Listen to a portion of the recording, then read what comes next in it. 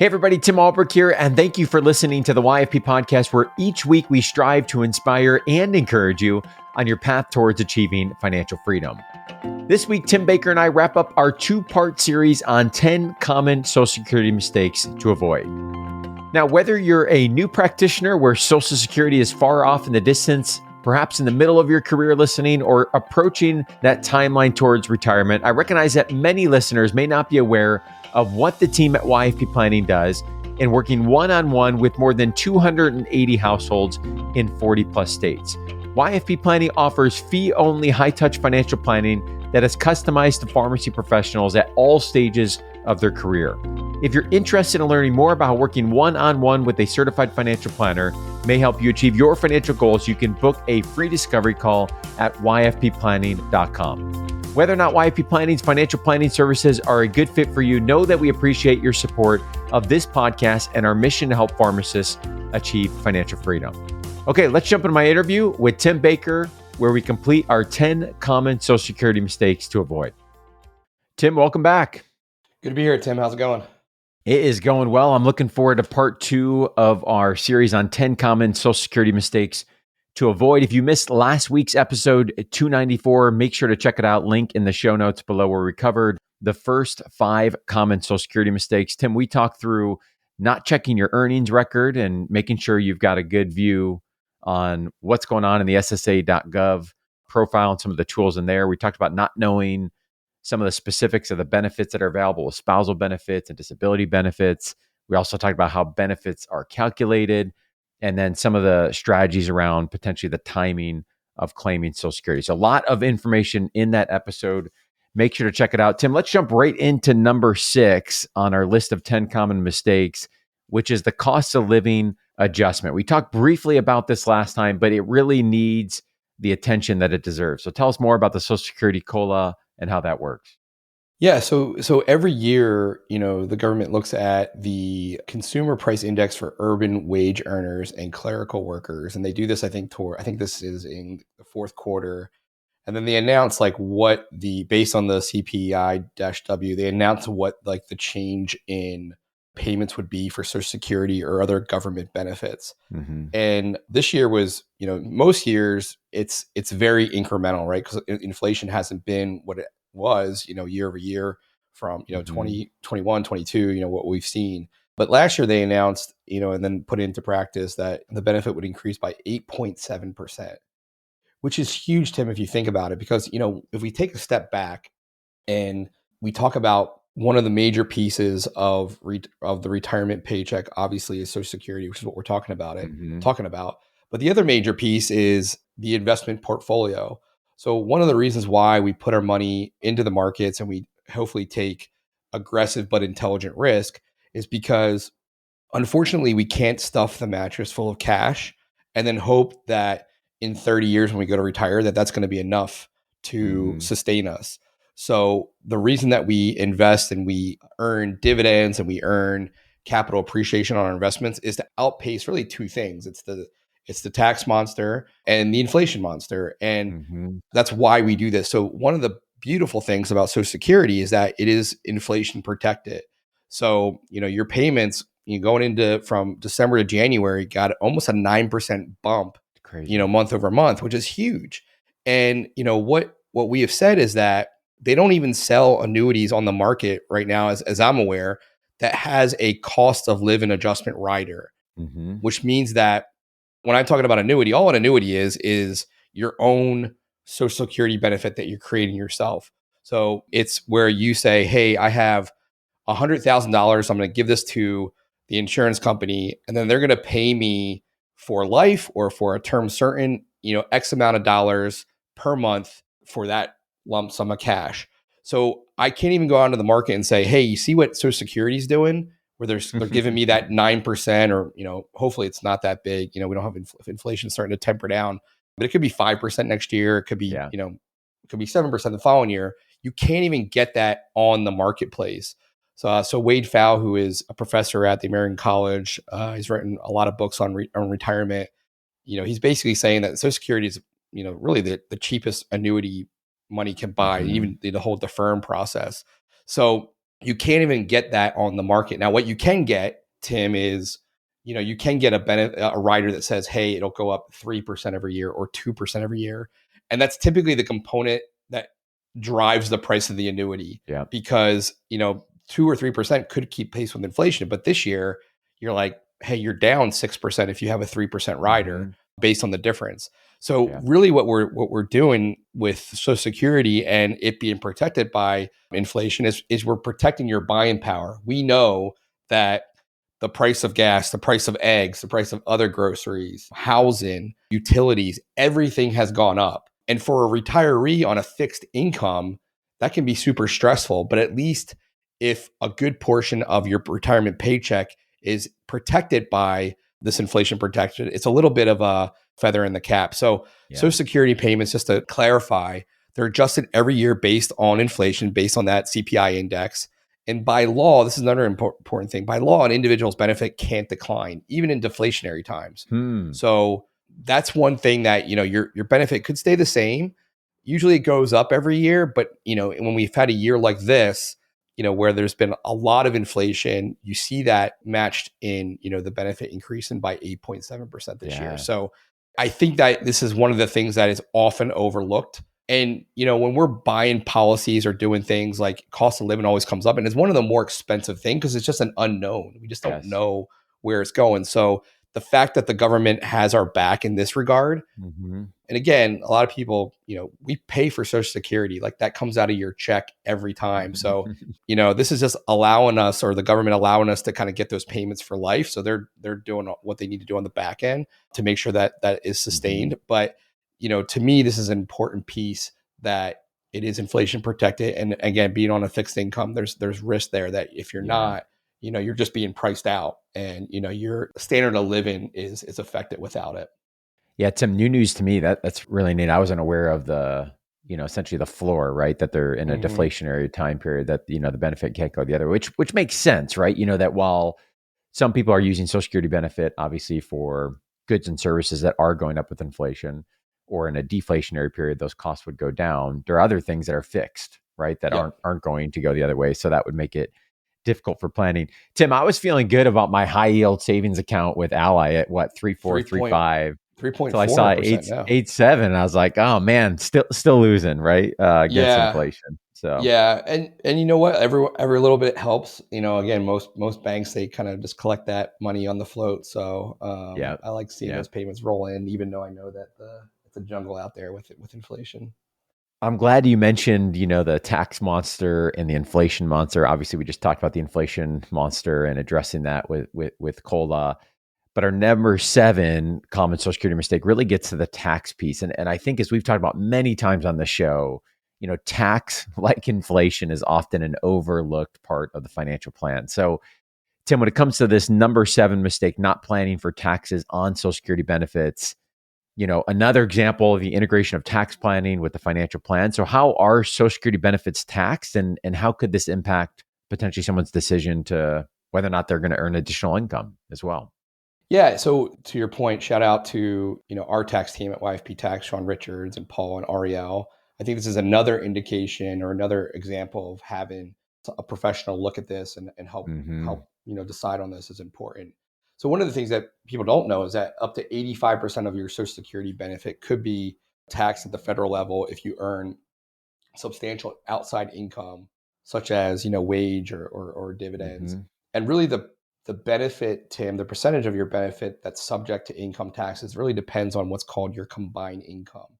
So your combined income is essentially 50% of your household's Social Security benefit, plus any other taxable income, which could be wages that you receive from a W-2 or 1099, plus any tax exempt interest, which is typically things for like bonds, that type of thing. So 50% of the Social Security benefit plus taxable income plus tax exempt interest income. So that's essentially your combined income, and that's how it is determined, like what your tax will actually be. So one of the interesting things is that back in the 80s, I believe it was the 70s, 80s, a smaller percentage of people's Social Security was being taxed. And a lot of it is because some of these thresholds that they've set we're not indexed for inflation, but as time has gone on and people have earned more money, we've seen it creep up to where now is, a recent study projected that going forward, about 56 of beneficiaries will pay taxes on at least some of their Social Mm. Security benefits. So it's good to kind of sit down and see, okay, if I'm earning additional money, or, I have, a portfolio that spits out off income, how does that affect, what Hmm. I'm going to pay taxes on? And then probably even a broader conversation is really, okay, if I do additional work, am I going to lose some of my benefit, Yeah. which is also a misnomer and probably something that should have made this list as well. You don't necessarily, like, if you make a lot of money, you don't necessarily lose the benefit. You just don't, they just kind of pause it and they give it back to you later. So earning money in retirement, so to speak, is actually a great strategy. But understanding kind of the tax and how it affects the benefit itself is important to know. Again, it can be great because it, obviously helps maintain the portfolio and all that stuff. But, it's really important to understand that the tax is. And again, if you work with an accountant, a CPA, an enrolled agent, they should be able to walk you through, okay, this is what, the tax bill is going to look like on your Social Security benefit. And I think that's an important piece of the puzzle as well. Yeah, and Tim, it's reminding me back to on 275, we talked through how to build a retirement paycheck, right? And you talked about Mm-hmm. that a little bit on the last episode as well. But so important. I mean, at the end of the day, like for planning purposes, we want to know what is the take home, right? What's the net, Yeah. so we can plan for our expenses and goals and other things that we're working towards. So, another good example, as you mentioned, of not only thinking about the sources of income, one being Social Security, that are going to make up our retirement income, but what are the tax implications and the tax optimization strategies to obviously pay our fair share, right? But no more, right? We want to be able to allocate those dollars. Yeah. And if you know that your tax bill is going to be higher for that year, maybe the paycheck, the sources really coming from things like, a Roth account, which you've already paid the taxes Hmm. on, or an after tax account, which you might have to pay capital gains tax on, but that's Yeah. different than ordinary income tax. And you leave the traditional accounts, alone a bit, and that's why at the end of the day, a lot of people ask me, like, what proportion should be in pre-tax versus Roth Yeah. versus like a taxable account. And it's tough to say, again, depending on like where you live and what you're doing, and because state taxes are different. But I think it's a good bet to have Hmm. a little bit in column A, a little bit in column B, and a little bit of column C, and be able to kind of like pull from those different accounts depending on what's going on Hmm. in that time of your life. So yeah, just again, having that optionality is another key theme in all of this. Hmm. Tim, as we move on to number 8 on our list, which is assuming Social Security benefits can fully cover your living expenses, I think we've highlighted well the benefits of Social Security. We talked about the COLA. We talked about, potentially the size of that benefit. You gave some examples in the last episode, as you were looking at your SSA.gov online portal. And I think maybe some folks might be listening and be like, man, like, do I need to be saving as much as I am outside of Social Security? Like, could I potentially depend more upon that than I was planning? So, what is the potential mistake here in assuming that Social Security benefits can fully cover your living expenses? Yeah, I think it's when we're hearing like, wow, it's COLA, and if I can work to 70, well, I'm gonna work to 70 anyway. So it's funny because like a lot of clients that come to us and maybe they have a couple $100,000 in debt, they'll be like, man, I'm never gonna retire. I'll never be able Hmm. to retire. And then we kind of start to deconstruct the debt repayment, and then we start to get them in a portfolio that does its thing. And over a couple of years, you can start to see the script flip, so to speak, on, okay, like I think Yeah. there's a path forward. In a lot of those scenarios, we're not even really accounting for Social Security, in a lot of ways. We say, we're going to plan for us as if it's not there, but the reality is it, Hmm. it will be there. And again, it might be, depending on how far away you are from retirement, it might be a lesser benefit. But I think it is definitely a mistake to say, and some people do believe this, that it's like, hey, I'm going to do what I can do in my 401k, in my IRA, and I'm not going to kill myself because I know that the Social Security benefit will be there for me. And Hmm. I would say that is, again, if we're talking about optionality, if we're talking about, we don't really know how long we're going to live, we don't really even know how long we're going to be able to work. All of those things, I think, tend to say, hey, let's do what we can to kind of make sure Yeah. we have a good, healthy portfolio that we can draw from. We don't know where inflation is going to be. We don't even really know where the U.S. markets are going to be in the next 30 or 40 years. Again, I still Mhm. feel super bullish about that, but the fact remains that it is unknown. But I would say that, and these are really beginning of 2022 numbers. The average for all retired workers, the benefit is about $1,657 per month. That's 20 grand a Wow. year, Tim. Yeah. That's lower than I would have thought. Yeah. And I think we're actually but I think that for so many people who are collecting this benefit, the mindset was like 62 and go. Like, Yeah, yeah, yeah. it's like, once I get to that, I'm gonna get the money, because I'm only gonna live to 68 or 69 or 70. So I want to get the money while the getting is good. We're starting to see that trend really shift, where I think people are starting to understand, okay, I can defer, or they're just naturally working longer Mhm. because of some of the aforementioned things like debt, student loan debt, etc. The average for older couples in situations where both spouses receive benefits is $2,753 a month, or about $33,000 a year. And there's a lot of different ways to kind of skin the cat, so to speak. But a lot of planners will say, okay, if you make $100,000 as a household, they'll use anywhere from 60 to 80% of that, Mm.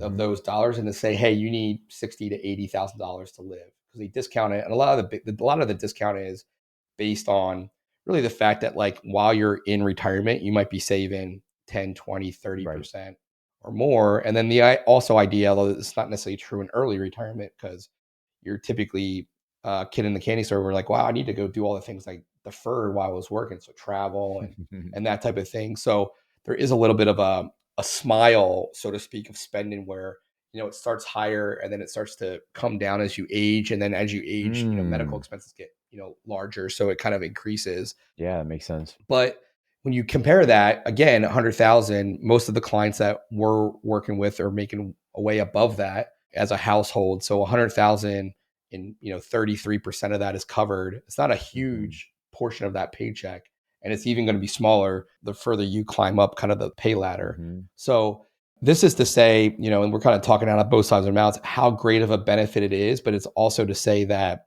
it's not going to be the end all be all for Yeah. you in terms of retirement, unless you are, your lifestyle just says, hey, I can live off of Mhm. $33,000, which, so maybe some people can do that and go from there. So to me, that's a big thing. So if we look at some of these other stats, Social Security will be a major source of income for many retirees, especially like lower income levels. It represents about 30% of the income for older adults. Mhm. And specifically, when you kind of go down from a gender perspective, about 30% of men and 42% of women receive at least half of their income from Social Security. And then probably one of the more concerning things is that roughly 12% of men and 15% of women rely on Social Security for 90% of their income. Mm. And Mhm. again, hopefully the people that are on, our listeners, because of, some of the socioeconomic differences, and resources available, and hopefully, the education that they're receiving on, from a financial literacy, that will not be them in the future. Mhm. But it is safe to say that, it could be, 20 to 30% of what you're relying on, which is, again, is a Yeah. good chunk of money. And Yeah. if that can grow because we are deferring and it is inflation protected, that's the power of the Social Security benefit. Yeah, and Tim, this reminds me, one of the takeaways I've had just from listening to you teach and talk on this topic is to really, really kind of avoid the polar extremes of views on Social Security, right? I think there's some folks that, especially maybe earlier in their career, are like Social Security is not going to be anything. And we kind of Yeah. established why that probably won't be the case in the first episode. And then here we're talking about the other side of the spectrum, which is assuming it's going to fully cover, all my expenses. And I think for obvious reasons of which you just highlighted, probably not going to do that, for the vast majority of folks. But it can be a really good in between, just like we talk about building a foundation early in your career with the financial plan here. Like you've got this foundation, or at least some of the makeup of the floor that's going to give us, some insurance. It's not nothing, but it's also not going to be everything, that we Yep. need as it relates to retirement planning. Yeah, and like we mentioned before, like if you're pretty conservative in your approach, if you can get Social Security and maybe annuity that you purchase by peeling off a couple $100,000 of your investment portfolio, and you can say, okay, this check from Social Security plus this check from the insurance company for my annuity is going to provide for all of the necessities that I need. Like, there's a feeling of freedom there. Now, someone who has more appetite for risk, they're like, well, I would almost rather just kind of spend down my portfolio and be able to, enjoy the things what I want to enjoy without paying that huge bill up front. But there's also, stress of saying, okay, hey, the market's down 30% and I'm drawing on it, versus if like you were just getting that paycheck built in. So, there is a different approaches based on your appetite for risk. And what we're just kind of describing here is the flooring strategy versus the systemic withdrawal strategy, who I think, can be, and you can have hybrids of that as well. But important to kind of see what is the best way to tackle it for you and go from there. Tim, number 9 on our list of 10 common Social Security mistakes refers to those that may get divorced and then potentially remarry as well. Talk us through what are the implications of the Social Security benefit for these situations? Yeah, so sometimes people don't know that if they're divorced and the marriage, the failed marriage, kind of meets certain criteria, you're actually eligible for a benefit based on your spouse's Social Security record, or your ex-spouse's Social Security record.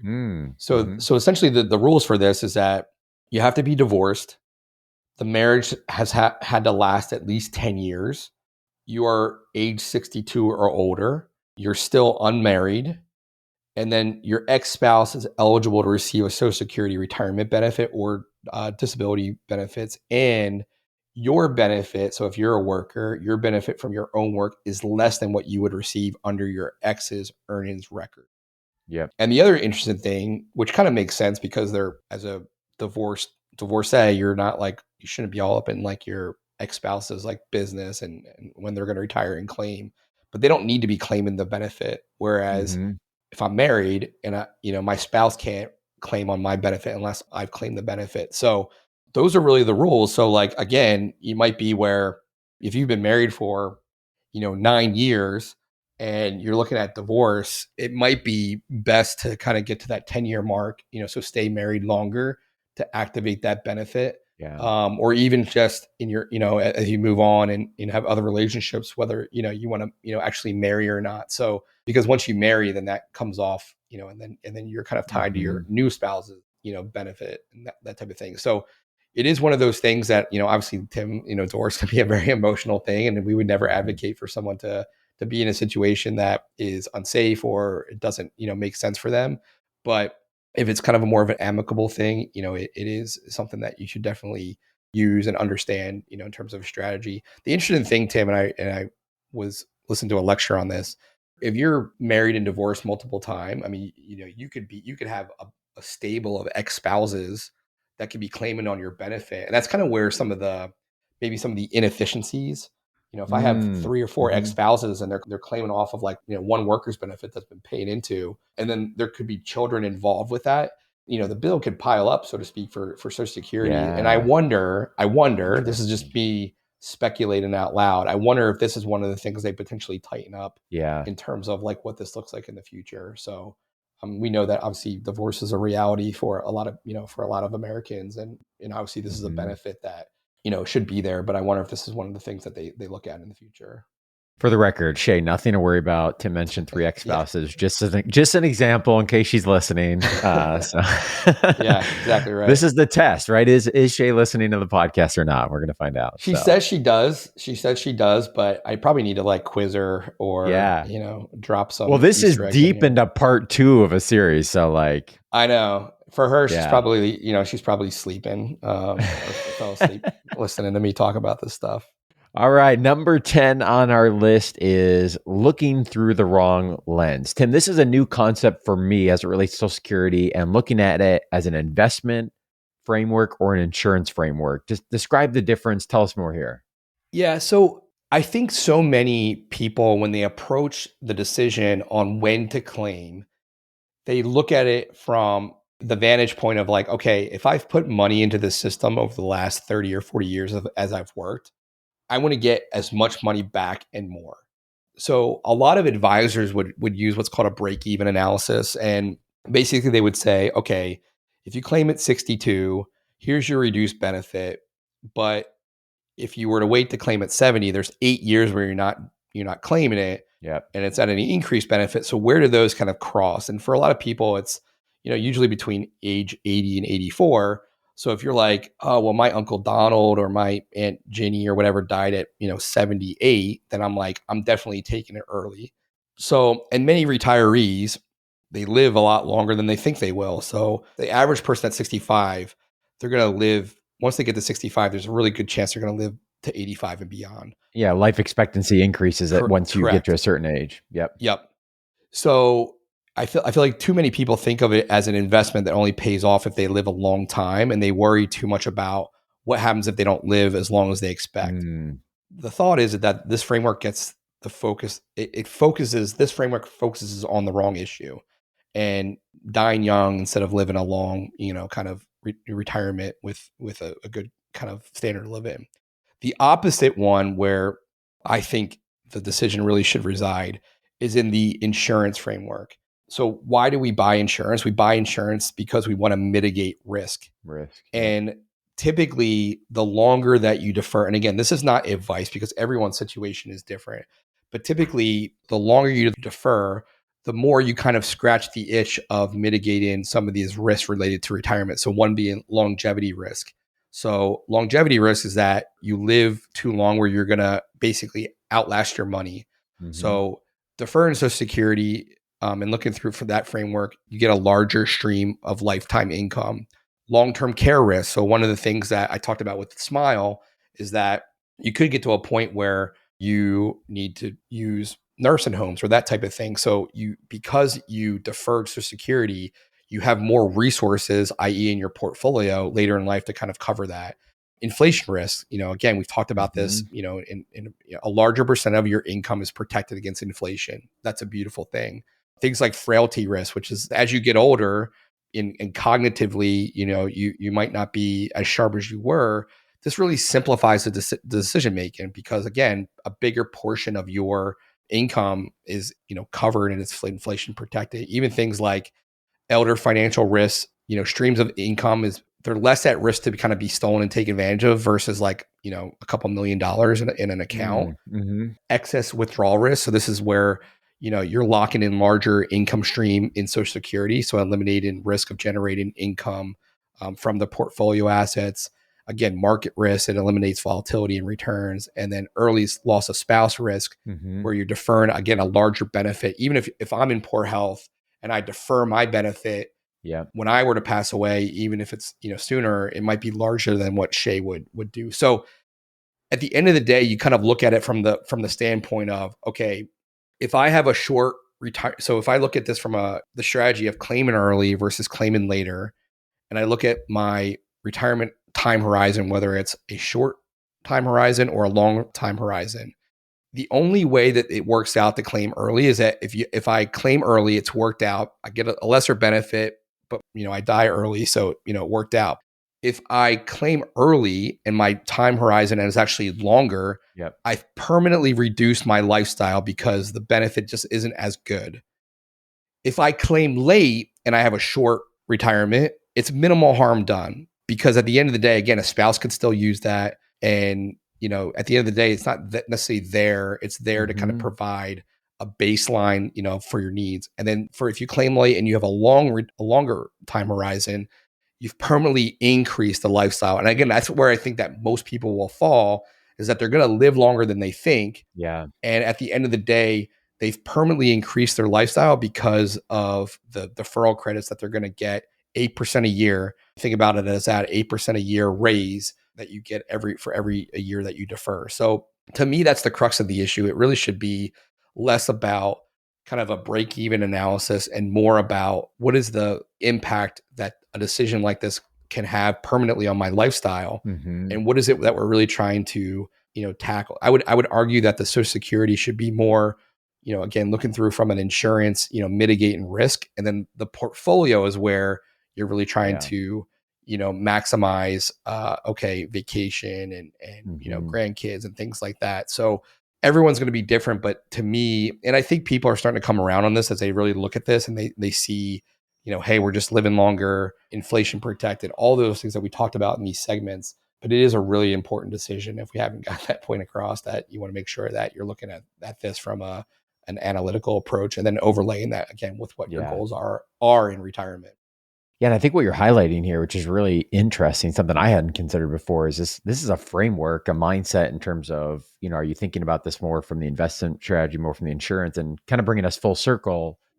Like what I'm interpreting is if you're able to plan earlier and throughout your career by building other investment streams that you can pull from, it allows you to have maybe some more freedom and peace in mind, and viewing that Social Security as an insurance piece and less as a need on the investment side. So I think that's a really, really great example, and something that seems obvious that we need to be thinking about in great detail.